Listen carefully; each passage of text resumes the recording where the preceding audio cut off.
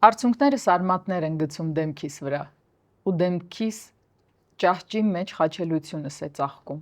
ու դեմքս իմ ծանր խաչն է, որ տանում եմ ուսերիս դրած, ու աչքերս սուր գամեր,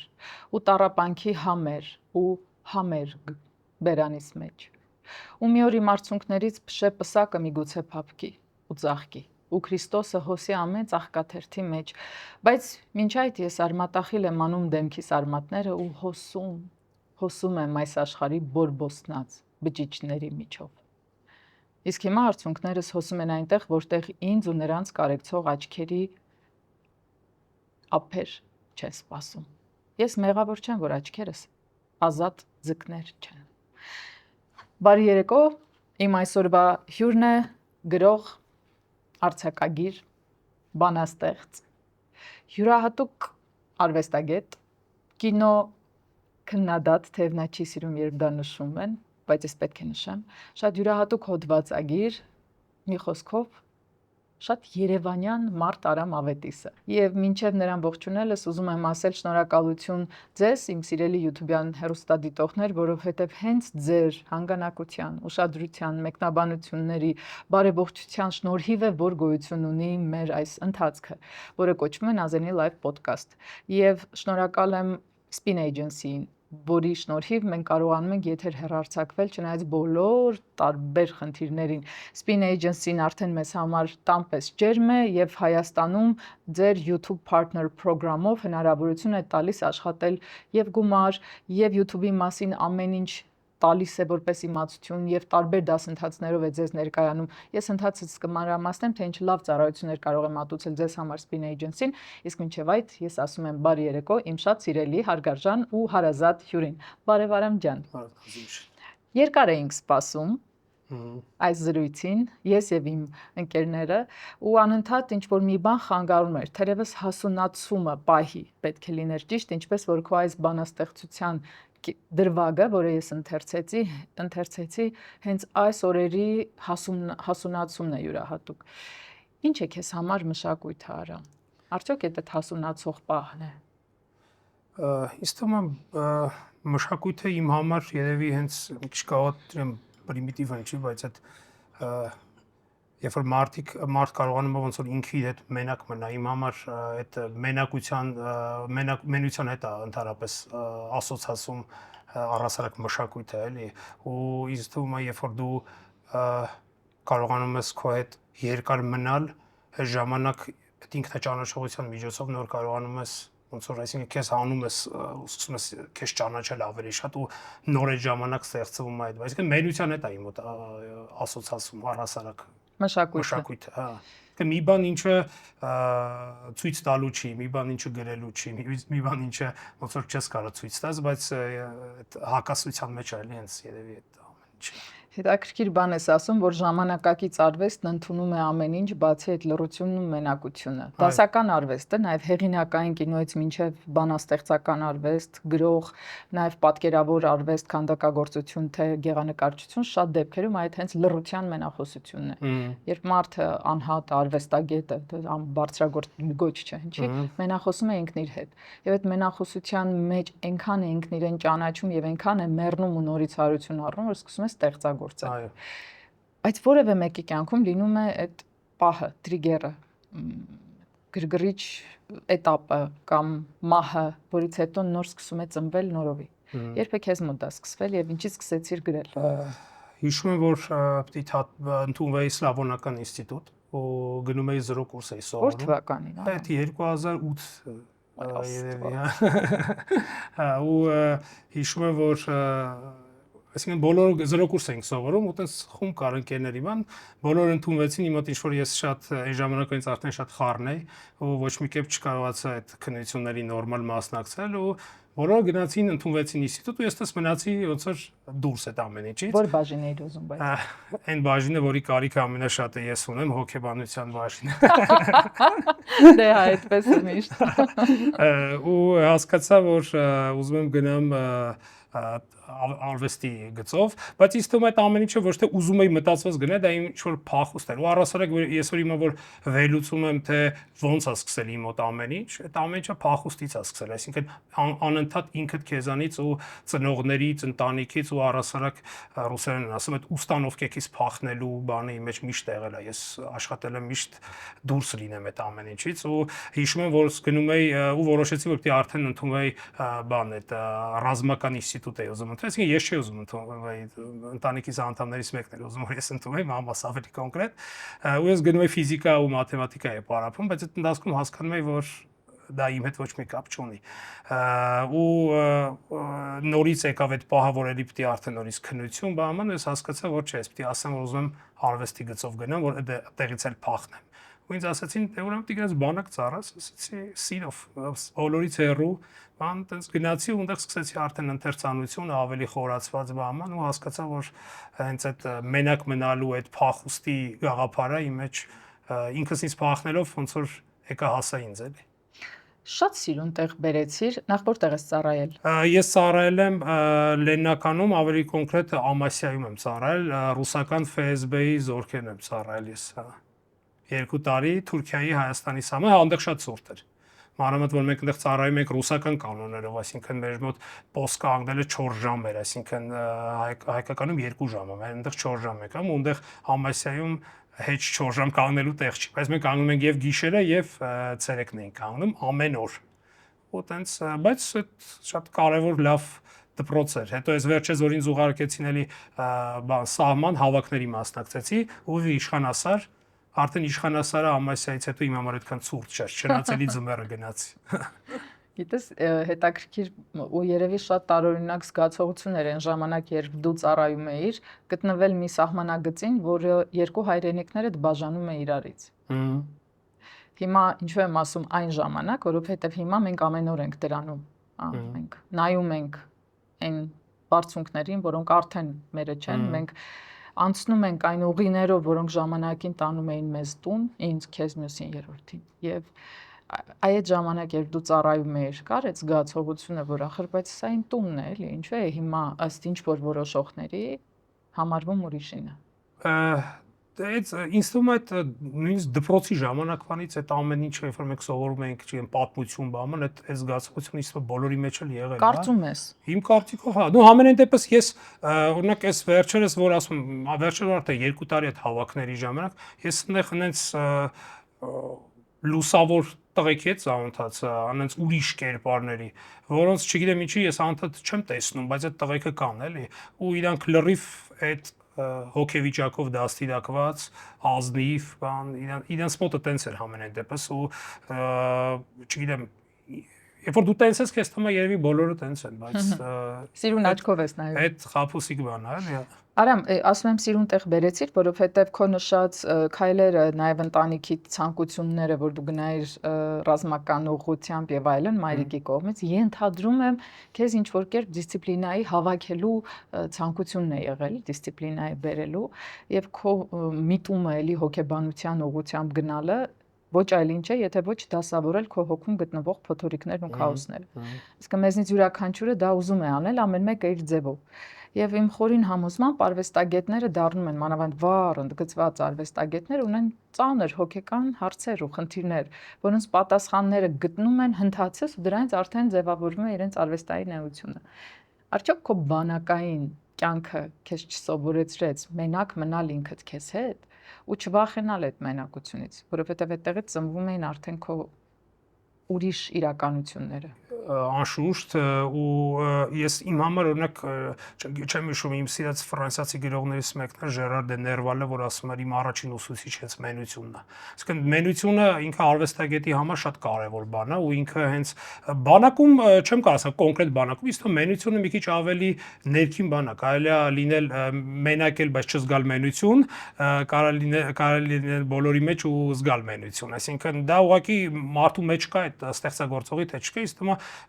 լուրջ ստեղծագործողների մեջ այդ մենության բանը միշտ նույնիսկ իրանց գործերում դա ակնհայտ երևում է ու այդ առումով բանակից առաջ էր երևի իմ մոտ այդ բանը, բայց այդ դիսցիպլինի բերելը ինձ թվում է միշտ բան է, կատաստրոֆայով է վերջանում, եթե այդ մարտի սկզբանե կատաստրոֆա է, այսինքն կատաստրոֆան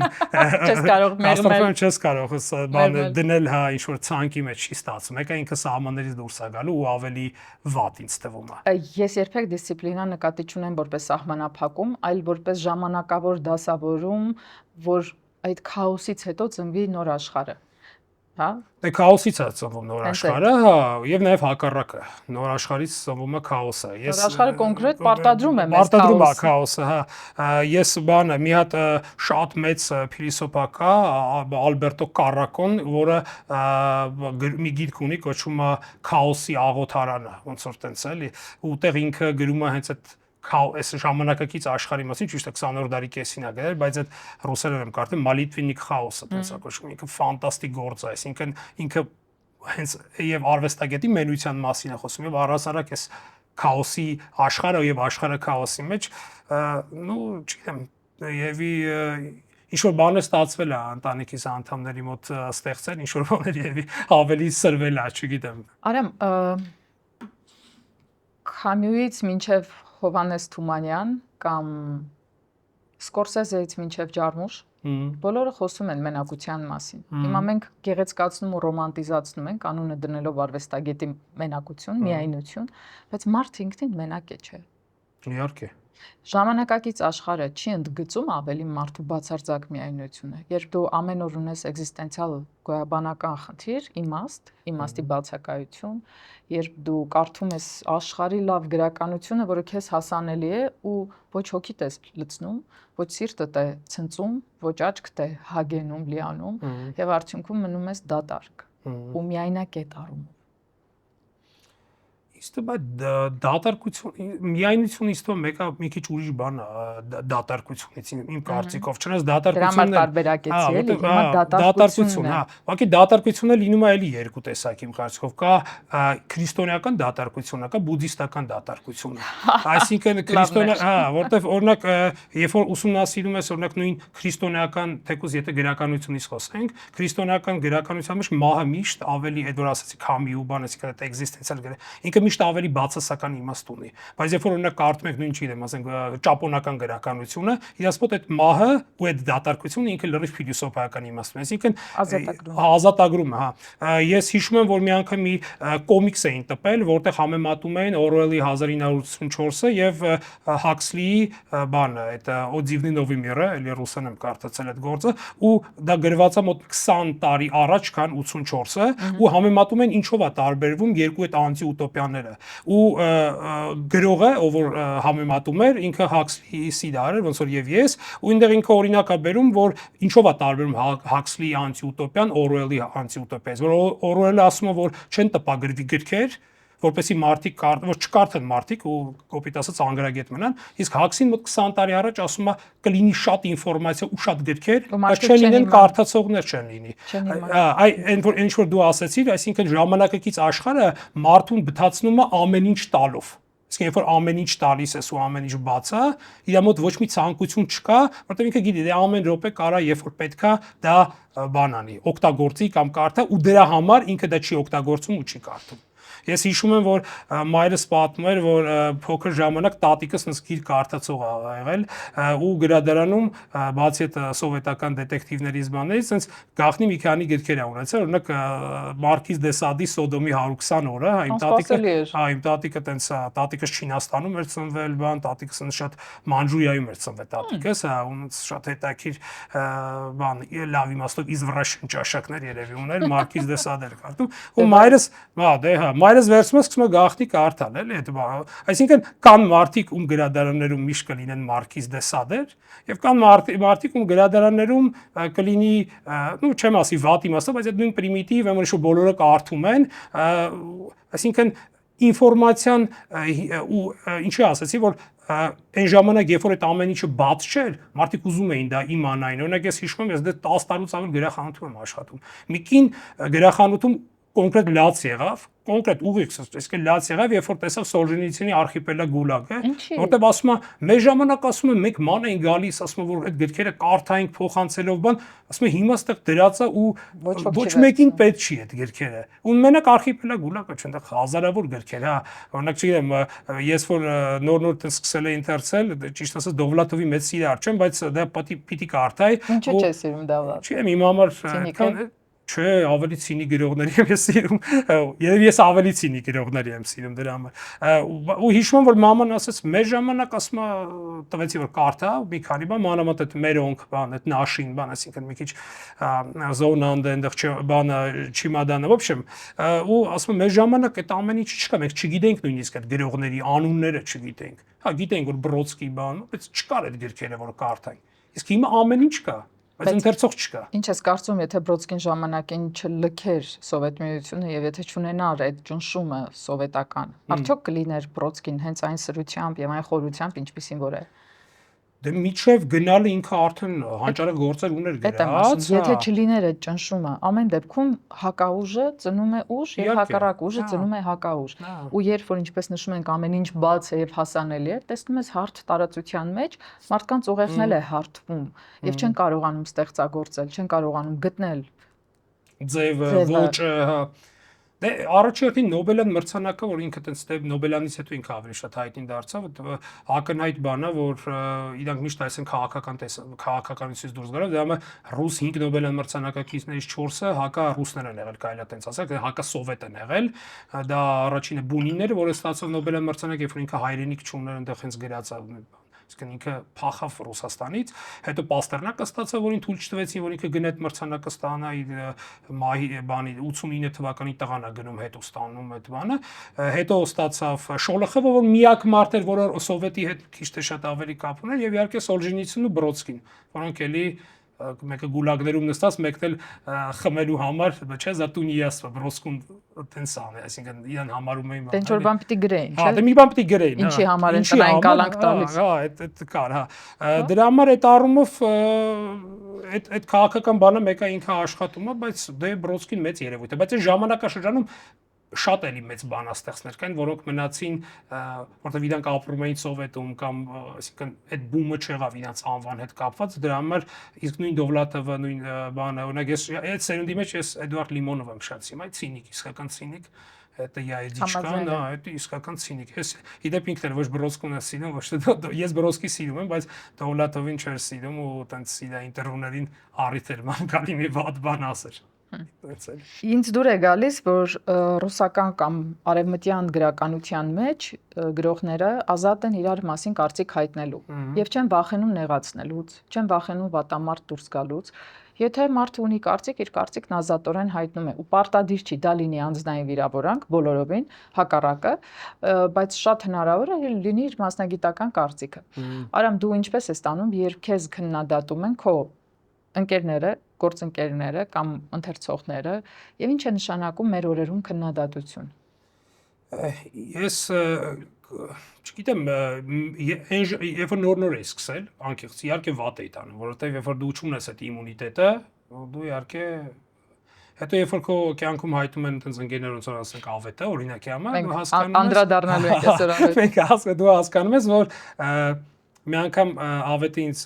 մտ նամակ էր ուղարկել, դա ինձ թվում է ֆանտաստիկ բան է։ Իրան ինքը այդ նամակը ինձ որ ուղարկեց ձայնայինով, ասաց, երբ որ ես տրամադրություն չունենամ, այդ նամակը ինձ հետ կուղարկեց, ասի լավ։ Ուրեմն, չգիտեմ, ինչ որ մեկը վատ բաներ էլի խոսած է, ու ինքը ասաց, օրինակ նա ասաց, երբ որ աշունը գալիս է, շատ մարդիկ են ովքեր ասում, վայ ես աշունը շատ եմ սիրում, մարդ ասում ես աշուն չեմ սիրում, թացաբամը, բայց ասում աշունը թքած ունի, ինքը երևույթ է, ինքը մեկը պիտի գա։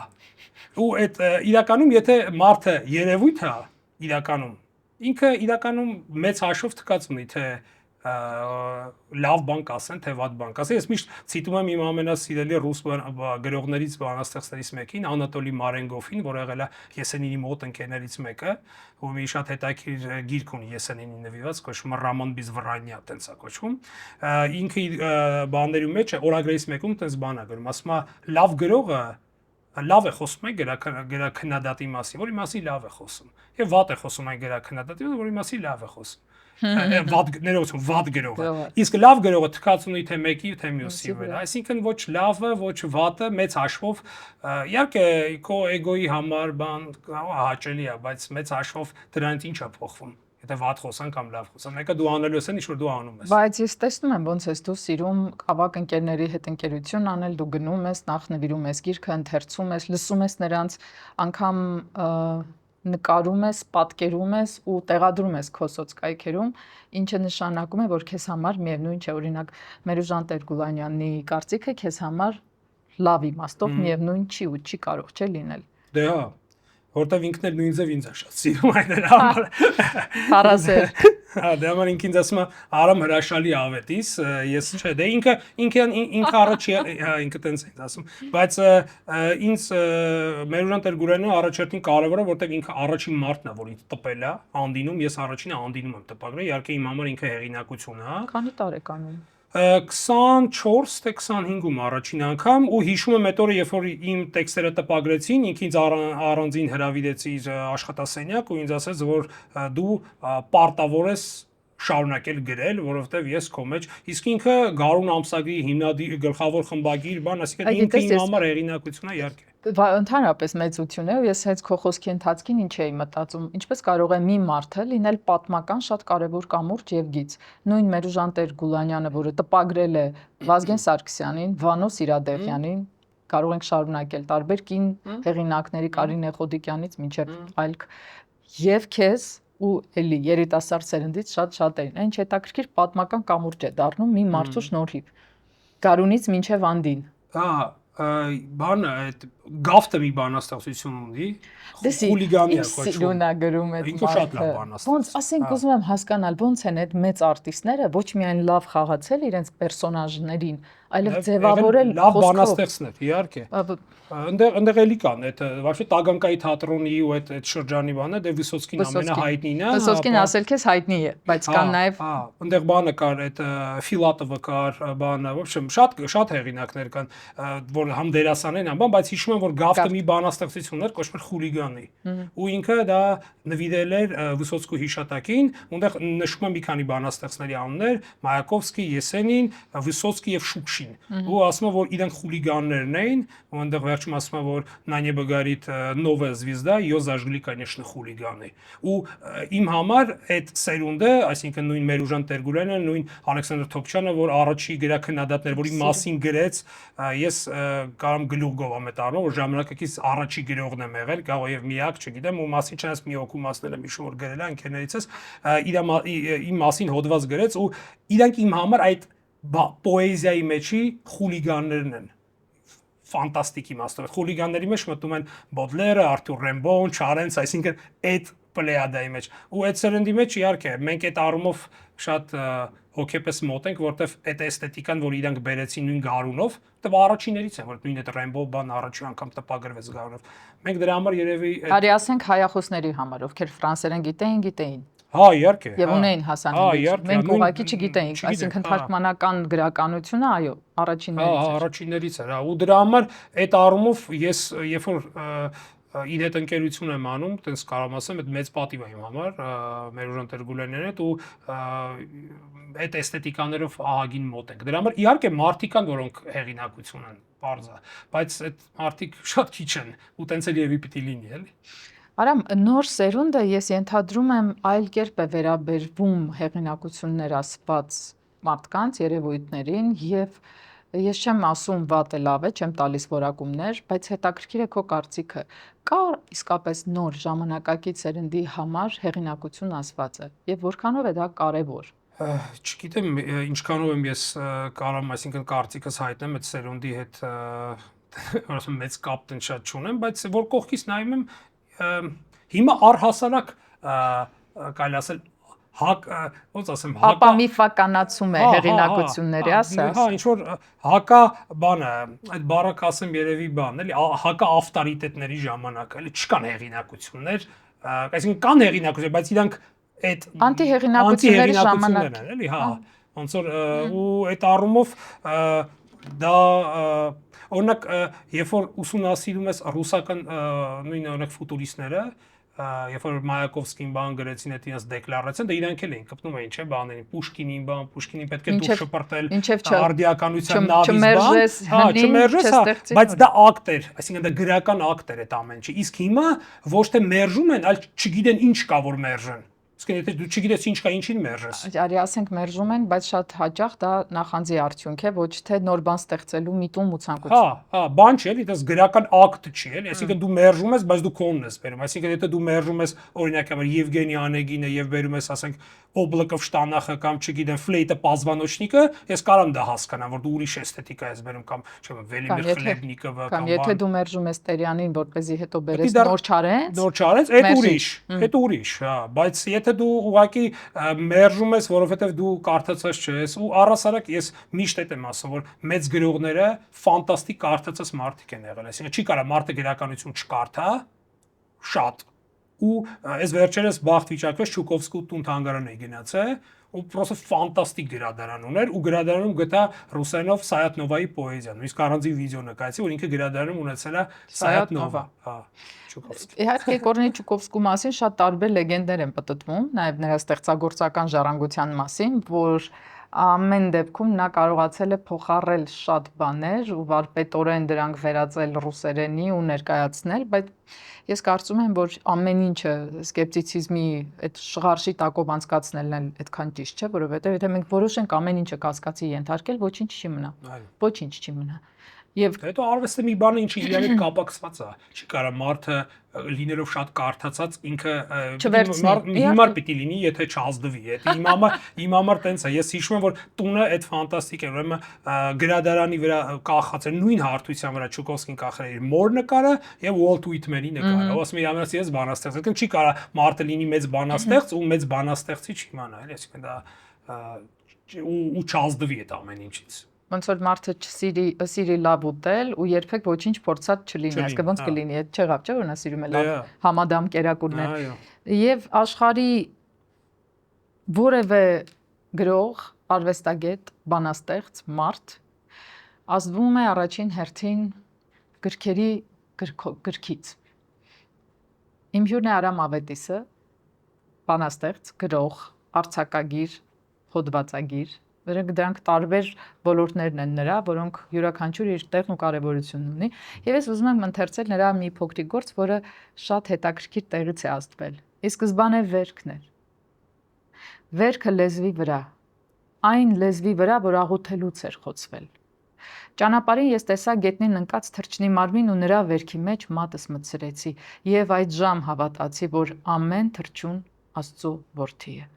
Երանի նրանց, որոնք չեն տեսել եւ սակայն չեն էլ ուզում։ Ճանապարհին ես տեսա գետնին ընկած մի վերք ու այդ պատրված փետուրի մեջ մատս մտցրեցի եւ այդ ժամ հավատացի, որ ամեն վերք թրջուն է։ Ես անպայման կժառանգեմ կամ արդեն ժառանգել եմ Աստծո ոսկե վերքայությունը։ Ճանապարհին ես տեսա գետնին ընկած մի մատ ու այդ արյունոտված մսի մեջ կտուցս մտցրեցի եւ այդ ժամ հավատացի, երանի նրանց, որոնք հավատալով կավարտվեն։ Շատ սիրուն է։ Մերսի։ Սա որ հավաքածուից էր։ Այստեղից չէր։ Դա ոչ մի տեղից է, դատարկությունից։ Ու Instagram-ում ես աշխատում եմ ամեն օր ինչ-որ մի բան գրել, դնել։ Սա գրանիշից էր։ Հա, գրանիշից էր, հա։ Ուրեմն, բայց քանի որ ես Instagram-ում հավաքում եմ այդ տեքստը, հետո ուղարկում եմ գրանիշ կամ գրեթերթ, ինքը տենց ոչ մի գրքի մեջ դեռ չի մտնում, բայց հետո որ հավաքեմ, անպայման միտեղ կդնեմ, էլի։ Խնդրում եմ, արի թող այս հավաքածուն լինի ինձ համար, որովհետև ինչը որ կարդացի, ես այս օրերի ընթացքում քեզ հետ հանդիպելու համար առանձին աշխարհ էին։ Ես հասցրել եմ կարդալ եւ քո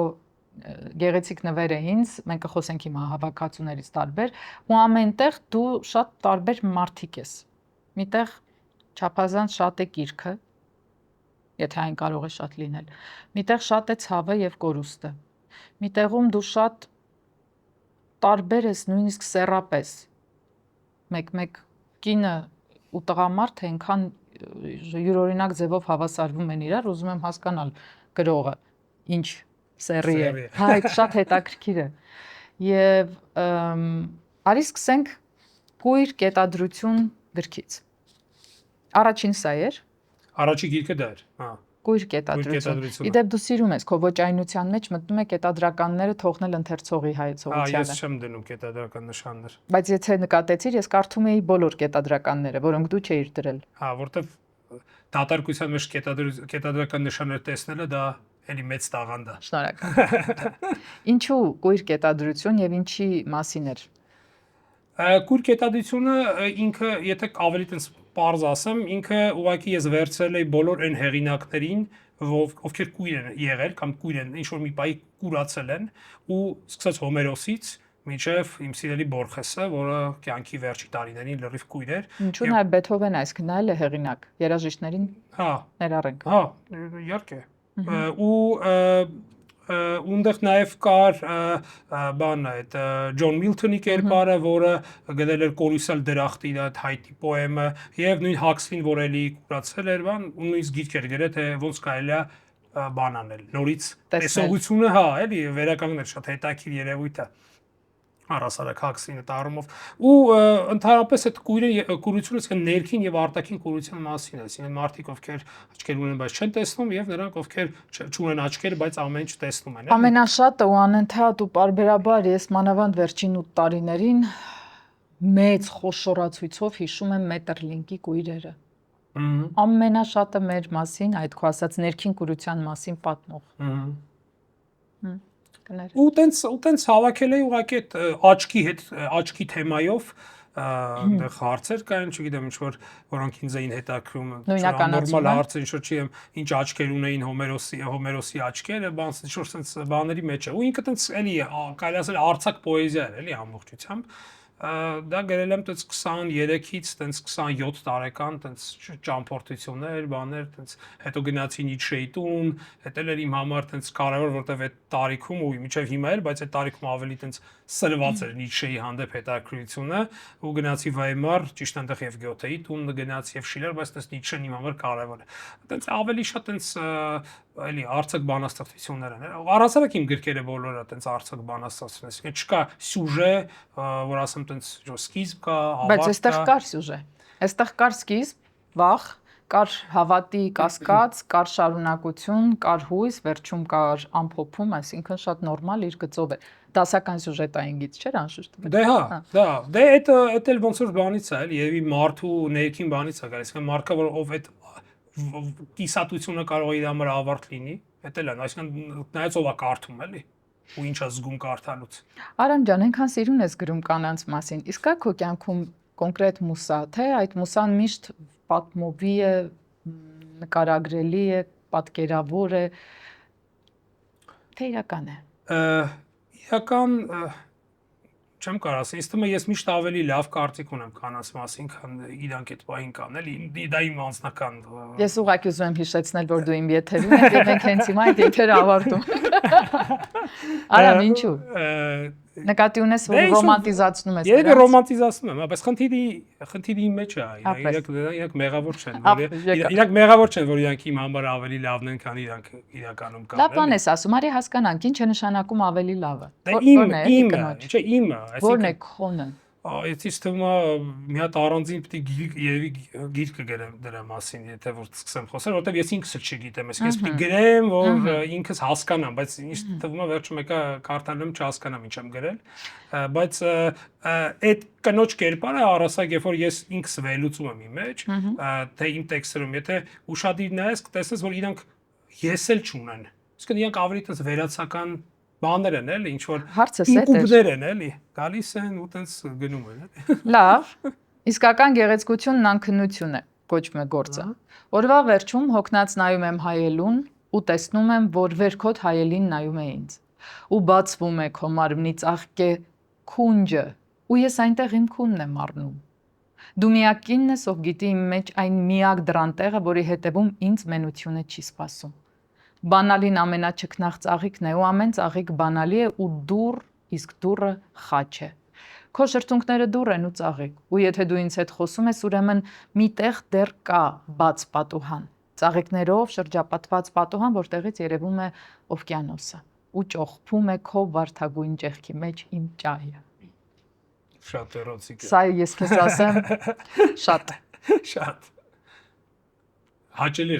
նկատի ունեմ ձայնով լսելը ամենայն դեպս, որովհետև ավելի սիրուն ստացվեց իստո, քան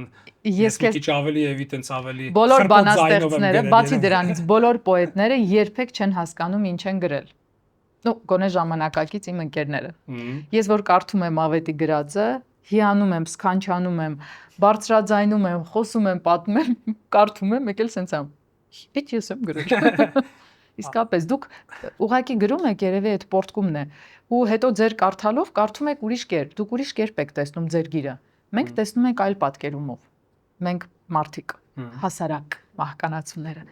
Ինձ դուր է գալիս վերջը։ Դու միակ կինն ես, ով գիտի իմ մեջ այն միակ դրան տեղը, որի հետևում ինձ վերջին օվկիանոսն է սպասում։ Այսինքն կարող ենք ասել, որ ժամանակակից մարդը, տղամարդը, ժամանակակից փնտրում է այն էակին, որը չի պարտադրի նրան փոխվել, խմբագրվել եւ լինել ճիշտ, այլ կթողնի ազատության, ազատ օվկիանի լողի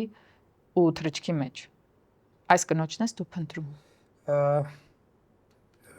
Երևի ավելի մոտ է այդ նկարագրին, որովհետև առհասարակ ինձ թվում է իմ միակ ցանկությունը աշխարհից, որ ինձ հանգիստ թողի աշխարհից թվում է, կապ չունի ինքը ինչ ձև է, կինը, ընտանիքը, չեմ խանութը, դպրոցը, ինստիտուտը, ես երևի իմ գրականության մեջ ինչքան էլ ինչ-որ բաներ եմ ուզում, վերջին հաշվով հասկանում եմ, որ իրականում միակ բանը, որ ես իրական ուզում եմ, որ ինձ հանգիստ թողնեն, այսինքն հանգիստ թողնելը ոչ թե այն կենցաղային իմաստով, այսինքն հանգիստ թողն հետը շփվել, այդ բանը էլի, անկումը, էլի, ինձ այդ անկումը քաշում անընդհատ։ Հետաքրքիր է, ախր եթե այն պահից, որ քեզ հանգիստ թողնեն, դու չես ստեղծագործի։ Այդ հաստատ։ Բա իմաստը։ Ուզել մի բան, որը քեզ վնասելու է ու դու խանգարվես։ Եթե քեզ քո խանգարումը խանգարում է, դու ստեղծագործում ես։ Այն պահից, որ այդ խանգարումը չլինի, դու կդառնաս այդ հասկանալի է, բայց ինձ թվում է, որ նաև ես հասկանում եմ, որ երբ որ դու անընդհատ այդ մտքերի մեջ չես ապրում, դա մի քիչ ավելի հնարավորություն կարող է քեզ տա ավելի երկար ապրես օրինակի համար։ Հավատա, ոչ։ Երկար ապրելը դրա հետ կապ չունի։ Հետո երկար ապրելը էական չի, կարևորը լավ ապրելն է։ Ու լավ ապրելու մեջ ես հասկանում եմ լիարժեք կյանքի հոտը զգալով ապրելը։ Այ գիտես, ես վերջին տարիներին շատ եմ ես նկատում մեր մեջ, մենք ունենք այդ սպասումը, հեսա կգա անձրևը, կմաքրվի ցեխը, կեղտաջուրը, կանցնի կհոսի ու մենք կապրենք։ Այդպես չի աշխատում կյանքը։ Դու ապրում ես ամեն վարքյան, նույնիսկ այդ կեղտաջրերի ցայտոցների մեջ։ Ես այդ համաձայն եմ, բայց ասում եմ, ինձ այդ անկումը ինձ ավելի հոգեարազատ է։ Այս վերջերս կարդում էի Կորյունի Վարք Մաշտոցի գործը, շատ ֆանտաստիկ բան է, ունդեղ մի հատված կար, որ ասում է բանին Մաշտոցին իր տքնաջան աշխատանքի բանի համար կարելի ասել անուն են տվել Ակումիտ։ Ինձ շատ հետաքրքրեց այդ բառը առհասարակ էլի Ակումիտ, ու քանի որ ես շատ սիրում եմ այդ բառը խաղերը բան, ես հասկացա, որ եթե ինձ կոչում տային, այդ նն կավելացնեն կլներ Անկումիտը, էլի, այսինքն մարդը, որը մտքերով միշտ այդ անկմանը մեջ է, էլի։ Այսինքն գրականությունը առհասարակ իմ կարծիքով միշտ, ու մենակ գրականությունը արվեստ է, միշտ բաժանվում է, կարելի ասել, եթե պարզ երկու մասի, այսինքն նրանք ովքեր լույսի կողմից են, ու նրանք ովքեր խավարի կողմից են, նրանց ովքեր ում անկումն է ձգում, ու նրանք ովքեր օրինակ իմ հորեղբայրը քանդակագործ է, ինքը միշտ ասում է արվեստը պիտի մարդուն ազնվացնի, բայց ես ուրիշ ձև եմ մտածում այդ ամենը, այսինքն ազնվացումը կարող է նաև լինի այդ անկման մեջ, ու նայած ինչն է էլի քաշում, ինչն է կանչում, չգիտեմ։ Այսինքն եթե ինքնանպատակ անկումը լինի, ազնվացման տեղ չի մնա։ Եթե անկումից հետո լինի վերականգնումը, արդեն քո ասած ազնվացած, այդտեղ քո ասածը ունի, խորքային իմաստ։ Ինձ թվում է դենց էլ կարող լինի, բայց գրականության մեջ օրինակներ են եղել, որ այդ անկումով վերջացել է ամեն ինչ, օրինակ։ Դե օրինակ նույն իմ սիրած բանաստեղծներից նույն Ռեմբոյի մասին օրինակ, երբ որ Ռեմբոն Բայց Ռեմբոյի ժամանակաշրջանն էր ուրիշ, ու Ռեմբոն էր ուրիշ։ Հա, Ռեմբոն ուրիշ է, բայց ինձ թվում է բանաստեղծներն ու պոետները միշտ ամեն ժամանակներում նույն թեմաների մեջ են էփվել, ինձ թվում է։ Մերկուրին բանաստեղծ էր, Ֆրեդին։ որպես կերպար հա ինձ Պոետ թվում էր։ է, հա։ Ֆրեդի Մերկուրին պոետ էր, անկախ իր գերագույն մակարդակի որակի երգիչ լինելու։ Հիմա Ֆրեդին ամեն անգամ ունենում էր քո ասած անկումը, բայց իր անկումից ծնվում էին համաշխարհային շատ յուրահատուկ հիթեր ու փիլիսոփայական գործեր։ Դե այնտեղ ես էլ ուրիշ օրինակ Ջիմ Մորիսոնը, որ իրականում պոետ էր։ Ապես Մորիսոնը, բայց ինքը գնաց եւ ասում մահացավ, այսինքն 27 տարեկանում ավարտվեց։ Ինքը սկզբից Դորսի սոլիստն էր, հետո ինքը սկսեց գրքեր գրել ու ամեն ինչ վերջացավ, հա։ որովհետեւ անելիքը վերջացավ։ Անելիքը վերջացավ, հա։ Դե համար այդ անկումը կարա լինի հա այդ Փյունիկի փիլիսոփայությամբ, որ իջնի ներքև որ բարձանա, բայց կարա լինի որ իջնի ու իջնի, էլի, այսինքն այդ ինձ թվում է այդ անընդհատ սпасել, որ պիտի բարձրանա, էդ էլ նորսը ազնիվ չի ստեղծել։ Չէ, անիմաստ գործ է այդ սпасելը, որ բարձրանաս։ Նույն Մայակովսկի օրինակը, նույն Չարենցի օրինակը։ Մայակովսկին շատ ընդհատակում էր, հետաքրքիր ձևով ընդհատակում այնպես էր ստեղծագործում, որ իր գործերը հետո բարձրացան նույն այն մակարդակի։ Բայց ինքը սովետի ժամանակ շատ հայտնի էր, պոպուլյար էր։ Նկատի չունեմ հայտնիությունը միայն, գիտես, ես բարձրանալը բոլորովին դա նկատի չունեի։ Իր լսեցեք, եթե աստղեր են վառվում երկնքում, ուրեմն ինչ որ մեկին պետք է, հա, послушайте, если звезды зажигают в небе։ Այդ գործը, որքան այն ժամանակ էր այդ պահի զարկերակի մեջ, այդքան այսօր է նույնքան լինելու է հետո։ Այսինքն այդ բարձունքը հստակ մի կետում է, որը երբեք չի ունենալու անկում, բայց նա գրել է իր անկումների մեջ այդ գործը։ Իր ընդհանրապես Լիլիեբրիկի հետ կապված իր ամբողջ շարքն է եղել իր սիրո անկման։ Բայց դրա հետ մեկտեղ Մայակովսկին ունի «Я люблю смотреть, как умирают дети», այսինքն դա էլ just 20։ Հա, դա համար այնտեղ հակասությունը շատ են, հա, բայց մեծ հաշվով որ նայում ենք Չէ, «Я люблю смотреть, как умирают дети» ինքը բանն է, несколько слов обо мне самом կներես։ Որը վերջանում է հանճարեղ, որ ասում է «Солнце, отец мой, жаль, хоть ты не мучай, это тобою пролитая кровь моя льется дорогою дольной, это душа моя клочьями порванной тучи, в выжженном небе на ржавом кресте колокольни. Время, хоть ты хромой богомаз, лик намалюй мой божница, уродца века, я одинок, как последний глаз у идущего к слепым человека». Դել էլի այդ կուրության թեման, էլի միայնակ աչքի բանն է, էլի մանիֆեստն է կարելի ասել, էլի։ Դա համար առասարակ այդ նմանատիպ մասշտաբի բանաստեղծները իրանք շատ հակասական են։ Չկա լավ ու վատ, կա մեծ բանաստեղծություններ անճարեղ ու էլ ոչ մի бан, էլի։ Я был зачат, как нужного грехе, в поту и в нервах первой брачной ночи. Վսոցկու Համլետը, լիշ մալոսի объясню в стихе։ Ընդհանրապես, որ նայում ենք ինչ լեգենդար բառս աղքատ է հնչում հիմա, բայց ինչ յուրահատուկ սերունդ է եղել արծաթե դարից, մինչև գանք ֆուտուրիստներ, մինչև գանք մեր օրեր ու նաև հայ հրաշք հզորահզոր բանաստեղծներին վերցնենք։ Մեր արմատը հայ բանաստեղծները, որոնք ցավոք սրտի հիմա չեն կարդում, բայց հանճարեղ երևույթներ մենակ Ես կարդում եմ։ Դե, հա, բայց Եվ բեմից էլ։ Ռուբեն Սևակ, Սիամանթո, Վարուժան, Մեծարենց, Զարիֆյան։ Նույն Կոստան Զարյանը, իսկն շատ հետաքրքիր երևույթներ կան, էլի, համաշխարհային մասշտաբի մեծություններ, էլի, ոչ թե որ մերն դրա համար են ասում, այլ իրականում այդ բանաստեղծները շատ եվրոպական մասշտաբի բանաստեղծներ են։ Նրանք այո, շատ ավելի շատ քան կարծում ենք ու ցավալին այն է, որ մենք մեր պետական վիրավոր էությամբ որևէ դարաշրջանում երբեք չեն կարողացել ճիշտ ձևով մեր մշակույթը արտահանել աշխարհի։ Այդ արտահանման գործում մեծապես հաջողել են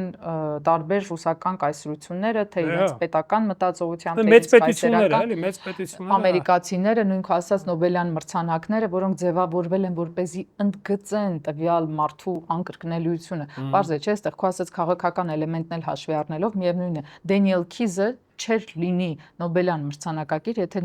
չստեղծեր այն գործը, որը ստեղծել է։ Ծաղիկներ Էլջերնոնի համար Բայց ինքը Նոբելյան չի ստացել։ Առաջադրվել է կարծեմ։ Միգուցե առաջադրվել է, բայց հաստատ Նոբելյան չի ստացել։ Կարող է Նոբելյան չի ստացել, բայց մրցանակները հաստատ ստացած կնի, որտեվ ինքը Հա, ինչ որ մրցանակ գրական ստացել է հենց այդ գործը։ Հետաքրքիր է, որ մի մարդու հետ անունը չտամ, շատ հայտնի մարդ է, գրականությունից ենք խոսում ու ասեց Նաբոկովից ենք խոսում, ասես Նաբոկովը Նոբելյան մրցանակ ստացել է, ասի Նաբոկովը 8 անգամ, գիտեմ թե 7 անգամ եղել է ցուցակում, բայց առաջադրվել, բայց երբեք չի ստացել ու ինքը որոշեց, որ իմը պիտի գրազ գա, հենց տենց, ասես արի գրազ, շատ լուրջ մարդ է, ես էլ գրազ եկա։ Իր այդ ցույց տվեցի, բայց գրազը միջով հիմա չի հասել տեղ, էլի դրա համար մենք ճիշտ է գրքի վրա են գրազը։ Բայց ամեն դեպքում Նաբոկովի հանճարն էլ նրա մեջ էր, որ նա իր լեզուն երկու կողմից եւ անգլերեն եւ ռուսերեն բացառիկ ընդ որում նա գրում էր անգլերեն, հետո նույն կերպ իր իսկ գրքերը թարգմանում էր ռուսերեն, Լոլիտան ինքն էլ հենց թարգմանել է։ Հենց դա եմ ասում, երբևէ չէր ունենում կորուստ թարգմանչության մեջ, ինչը լինում է ցանկացած գրողի։ Բայց ռուսերենում ասեն, որ մի քանի նախադասություն չկա անգլերենից եւ փոխել է։ Փոխել է բանը։ Հետո վերցնում էր իր դիալեկտը, այսինքն ամեն լեզու իր հետ բերում է իր հումորը, իր թարգմանական։ Նաբոկովը հայտնի է դրանով, որ ինքը ոճի գրող է։ Հա։ Ինքը ամբողջությամբ ոճի վրա է հիմնված։ Իդեպ առաջին Ալիսա թարգմանողներից մեկն էլ ինքն էր։ Անև Странե чудес, ինքը Անյա էր թարգմանել։ Որ ռուսականացրել էր, էլի, հա, ինքը այդ առումով իդեպ իր թանգարանները որ գրացին, այնց ֆանտաստիկ բան է, ուրեմն Պետերբուրգում երևի միակ թանգարանն է եղել, որ 2-3 անգամ բան են, այդ բանը շպրտել, բոմբ են գցել կարելի ասել, որտեվ համարել են, որ Լոլիտան բան է, այդ կարելի ասել, տենց քարոզում է, մանկապղծություն, կարելի ասել, հա, ու բան են արել, նույնիսկ թանգարանը բան են արել, էլի, ուզեցել են վառեն։ Այն ժամանակ կար նման հետաքրքիր արժեքային համակարգ եւ այո գրականությունը խայտառակ մեծ ազդեցություն ուներ մարդկանց վրա։ Այսօրվա գրականությունը տարբեր ձևաչափերում է YouTube-ի, սոցկայքերի տարբեր Facebook-ից մինչև Instagram, TikTok։ Մեր երիտասարդ երեխեքին, պատանիներին թվում է, որ իրենք ինչ-որ նոր բան են հորինում TikTok-ում, ինչ-որ բան պատմելով կամ անելով։ Ցանկացած բան աշխարհում տեքստ է։ Ցանկացած բան, միտք է։ Եվ այդ միտքը ունի տարբեր դրսևորումներ՝ տպած, գրած, բանավոր, պատկերավոր, քանդակային, ֆիլմային։ Հիմա Արամ Ավետիս գրող ջան, որն է քեզ համար արվեստի համար ամենաբարձրագույն դրսևորումը մտքի արվեստում։ Իսկ պոեզիան։ Այն ինչը դու ճունես։ Պոեզիան, դա իմը արձակ պոեզիա է։ Ես ինքս ինձ հույս եմ տալի, տենց ամենայն դեպս, բայց իմը արձակ պոեզիա է, այսինքն չի գրված պոեզիայի ֆորմայով, բայց դա ինքնանպատակ չի։ Իմ ամենասիրած ֆրանսիացի գրողներից մեկը Լոտրեամոնը, նույն Իսիդոր Դյուկասը, որը ամբողջ կյանք մի գիրք էր գրել, կոչվում էր Մալդորորի երգերը, ինքը ամբողջությամբ արձակ տեքստ է, բայց ամենտեղ գրած է Լոտրեամոն ֆրանսիացի բանաստեղծ է, այսինքն ինքը ամենտեղ, այսինքն դա ֆորման չի որոշում պոեզիա, թե չէ, որտեվ շատ արձակ գործեր կան, որոնք արձակ գործեր չեն, անհասկանալի են չեն, ու միշտ օրինակ եմ բերում նույն Եվգենի Օնեգինը, որը Պուշկինը համարում էր վեպ, նույն իմ ամենասիրելի դեպ հանճարեղ գրող Վենեդիկ Երաֆևը, որը Մասվա Պիտուշկին համարում էր պոեմ, նույն Գոգոլը, որը Մյորթվի դուշին համարում էր պոեմ, բայց գրած էր արձակ ոճի մեջ, այսինքն այդ ֆորման չի որոշում, էլի, այսինքն կարելի է գրել բանաստեղծություն, բայց լինի արձակ եւ հակառակը։ Իմ համար հա ամենագրական ու առասարակ արվեստի ամենաբարձր կետը իմ համար դա պոեզիան է։ Նոր հետո գալիս են մնացած, այսինքն մի անգամ իմ ծանոթից մեկը ասեց դու բան ես, այդ մշակութային ֆաշիստ ես, որտեվ ես ասացի իմ համար առաջինը գրականությունն է, հետո գեղանկարչությունն է, հետո կինոն է ու վերջում ասացի երաժշտությունը, ինքը զարմացավ, ասացի ես չեմ ասի, որ երաժշտություն չեմ սիրում, բայց ես ինքս այդպես երաժշտության մարդ չեմ ու իրան հիշեցի բանը, եթե չեմ սխալվում ռուս գրողներից մեկը Ժվանեցկին ունի մի տեքստ, որ ասում է ամենա մեր փողոցի լեզվով ասում ամենաչամուր արվեստը երաժշտությունն է, ասում ուր գնում ես երաժշտություն են դրում, մի րոպե չես կարողանում հանգիստ լինել, մի րոպե չկա։ Համար մի տեսակ երաժշտությունը իմ համար, իհարկե չեմ ասում Բեթհովեն, Բախ, Պարզահավոր, բայց իմ համար, իմ ներքին իերարխիայի համար առաջի տեղում դա անխոս գրականությունն է։ Ես դաժե մի անգամ դա իմ անձնական ընկալումն է, էլի, ինձ ասացին Բախը, բաման, ասեցի դե ես չեմ կարող համեմատեմ ոչ Դանթեի հետ, ոչ Հոմերոսի հետ։ Իհարկե մեծ երևույթներ են, դա ուղղակի իմ աշխարհը չի դա, բայց իմ համար կան հա այդ երևույթները ու նոր մնացածը։ դա իմ լրիվ նույնիսկ անիմաստ բան է այդ իմ ասածը, բայց դա իմն է։ Ես համարում եմ, որ առաջի տեղում ու հետո գեղանկարչությունը, ես գեղանկարչություն շատ եմ սիրում, շատ ու վերջերս Բոդլերը կարդում, Բոդլերը вообще ֆոտոն չէր համարում արվեստ, ասում էր вообще արվեստի ճյուղ չի, ինքն էլ այդ բանի դերկում ու գեղանկարչության մասին գրում էր, բան գրողների մեջ շատ են եղել, որ գեղանկարչություն ու հետո կինոն, որովհետև կինոն իհարկե այդ ամեն ինչի միաձուլումն է, էլի։ Ես քեզ շատ ուշադիր լսում եմ ու ինքս ինձ իմ հարցը տվեցի ու հասկացա, որ ես համակարծիք եմ եւ չեմ հետդ մի հարցում։ Երաժշտությունը հնչյունն է ինձ համար, ոչ թե արդեն պատրաստի կոմպոզիցիան, ինչի մասին դու խոսում ես, այս կամ այն երգը։ Եվ պոեզիան ինձ համար նույն երաժշտությունն է։ Այսինքն, եթե այդ երաժշտության հնչյունը, ես մարդկանց ու աշխարհն ընկալում եմ հնչյունով առաջին հերթին, երկրորդը բույրով, հոտով, նոր երրորդը վիզուալ։ Ու եթե ես զգում եմ ձայնի մեջ, ես տեսնում եմ ֆալշը, սուտը, խաբեությունը կամ խնդիրը կամ ուրախությունը ամեն կերպ ես տեսնում եմ հնչյունների մեջ։ Մարդու ձայնի, նրա մազերի այդ շրշյունի, քամու, բնության, որևէ ամեն քաղաք ու երկիր, եթե իջնում ես օդանավակայանից, առաջինը դու լսում ես այդ քաղաքից ձայնը, հետո բույրը կամ նայած տեղ կա բույրը, հետո ձայնը, նոր վերջում դու վիզուալ ես սկսում ընկալել։ Ու երևի ես կհամեմատեի պոեզիան հենց երաժշտության հետ։ Այսինքն բացի մտքի այդ հաստատ, այդ տենց է, հա, հետաքրքիր է որ այդ որ խոսում էի Չուկովսկու, այդ գիդը ինձ ասաց Չուկովսկի երաժշտությունը առհասարակ չէր սիրում, ու ես հիշեցի որ կարդացել եմ երկու շատ մեծ բիոգրաֆիա Մայակովսկուց, տանել չէր կարող երաժշտությունը, ամենտեղ գրա ինքը երաժշտություն չէր սիրում, ու երբ որ ես գիդին ասեցի, բայց իր ֆուտուրիզմը ամբողջությամբ երաժշտություն էր, ինքը ասաց իրանք այնքան տարված էին այդ բառերի երաժշտությունը, որ ինձ ուրիշ երաժշտություն հետաքրքիր չի։ Ես խոսում եմ այդ բառերի երաժշտությունը, ես առանձնացում եմ այն ինչ որ դու ճիշտ ասացի, երաժշտությունից։ Հա, բարձա որ իհարկե ամեն բառ ունի իր երանգը, իր հնչյունը, այդ բարձա, ու հենց ամենահանճարեղը բանաստեղծությունը այդ ներդաշնակությունը գտած բանաստեղծություններն են։ Ընդ որում դու մենք խոսում ենք արդեն բարձրաձայնվող հնչյունների մասին, բայց ինձ համար միտքն էլ է այդ նույն երաժշտությունը, այսինքն նախքան թղթին հանձնվելը ու ծնվելը որպես երեխա, այդ միտքը արդեն իր երաժշտական հոսքը ունի։ Ասեմ ինչ նկատի ունեմ, ինձ համար հոսք է միտքը ու արվեստը կոնստանտ երևույթ չի։ Անկամ քանդակը երբ ենք մենք հասկանում այդ քանդակը, որ հուզում է մեզ, երբ է թրթիռ առաջացնում, չէ՞, մենք տեսնենք այդ քանդակի շարժումը, այսինքն քարը իր հոսանքի ու շարժման մեջ։ Հա, ներքին շարժումը իհարկե պիտի լինի, հա, բա ոնց, համաձայն եմ։ Կամ ոնց էր Միքելանջելոն կարողանում ստանալ այդ կարծրագույն Կարարասի այդ մարմարից, ինչպես էր ստանում անհավանական այդ բանը որ ճկուն շարժումը, այդ Միքելանջելոյի օրինակը որ ասացի, ես հիշում եմ այդ ինտերվյու ես վերջերս նայում, այնտեղ գործեր ունի, որ կիսատ է թողած Միքելանջելոն։ Շատ սիրում։ Հա, ու շատ սիրում։ Ինքը ասում է, բա ոնց է չի ավա։ Ասում է ինքը որ արդեն գիտի, ինչ է արդեն ստանում։ Իրան էլ հետաքրքիր չի, ասում է դրանով դա անելը։ Ոչ, խնդիրն այն էր, որ ինքը հետո մեդիչիների հետ իր հավերժական կռիվներ, հետո կեսից գումարը չէին տալիս, ինքն էլ ահավոր ծախսող էր։ Հա, գումարի կռիվ եղել, հաճախ ուղղակի պրոտեստեր անում, կիսատ էր թողնում, ասում էր դե տվեք թող շարունակեն, եթե դուք կարծում եք, որ ես փոխարինելի եմ։ Հա։ Դա համար երբեմն չգիտեմ, այդ կիսատության մեջ էլ կա ավարտ, ոնց որ նույն այդ բանաստեղծության հետ կապված, որ քո համար ավարտա, մյուսի համար անավարտ, այսինքն ներքին գրադարանից է կախված ամեն ինչ։ Մի շնչով խոսում ենք, ավելի ճիշտ ես մի շնչով լսում եմ, վայելում եմ եւ ձեզ առաջարկում եմ գրեք ձեր կարծիքը, նախ կարդաք, փնտրեք համացանցում Արամ Ավետիս, հայատառ, անգլատառ, որևէ տառով եւ կգտնեք նոր ու հետաքրքիր մտածողությամբ գործեր։ Կարող եք գտնել Instagram-յան էջը, թեև ես գերադասում եմ իր տարբեր տպագրության համար նախատեսված հարթակներում գործերը եւ գտեք գրքերը, թե մեր գրախանութներում, թե այլուր,